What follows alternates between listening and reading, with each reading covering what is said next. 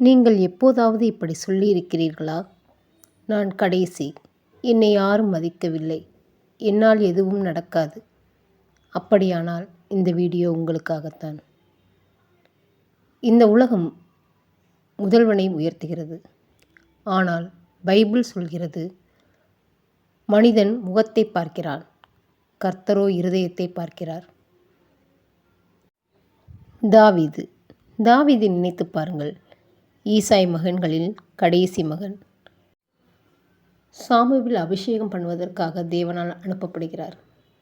கடைசி மகனான தாவீது ஆடுகளை மேய்த்து கொண்டிருந்தான். அப்பா ஈசாய்க்கே அவனை அழைக்க தோன்றவில்லை. ஆனால் தாவீது தேவனால் மறக்கப்படவில்லை. அவனையே தேவன் அபிஷேகித்தார்.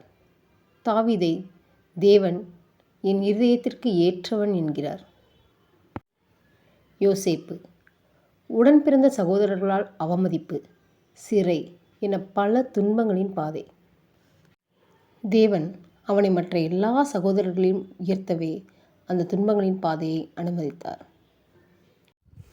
யாக்கோபு மூத்த சகோதரனான ஏசாவால் துரத்தப்படுகிறான். தகப்பன் ஈசாக்கு நேசித்ததும் ஏசாவை தான். தேவனோ யாக்கோபை நேசித்தேன் என்கிறார்.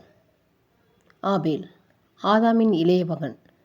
அவனது காணிக்கையே தேவன் அங்கீகரித்தார். காரணம் அவன் இருதயம். இன்றைக்கு யாராவது உங்களிடம் சொல்லியிருக்கலாம், நீ ஒன்றுமில்லை, உன்னால் முடியாது. ஆனால் தேவன் சொல்கிறார், நீ என் தேர்வு, உன்னையே நான் தேர்ந்தெடுத்திருக்கிறேன்.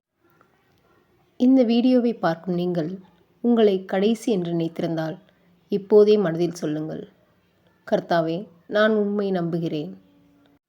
ஆகையால் உலகத்தின் பார்வையில் நீங்கள் கடைசியாக இருக்கலாம். வீடு கட்டுகிறவர்கள் ஆகாதென்று தள்ளின கல்லே மூளைக்கு தலைக்கல்லாயிற்று. இந்த செய்தி உங்களுக்கு பிடித்திருந்தால் லைக் செய்யுங்கள், கமெண்டில் ஆமேன் என்று எழுதுங்கள், சப்ஸ்கிரைப் செய்து ஷேர் செய்யுங்கள். ஏனெனில் இந்த வீடியோ இன்னொருவரின் வாழ்க்கையை மாற்றலாம். ஆமேன்.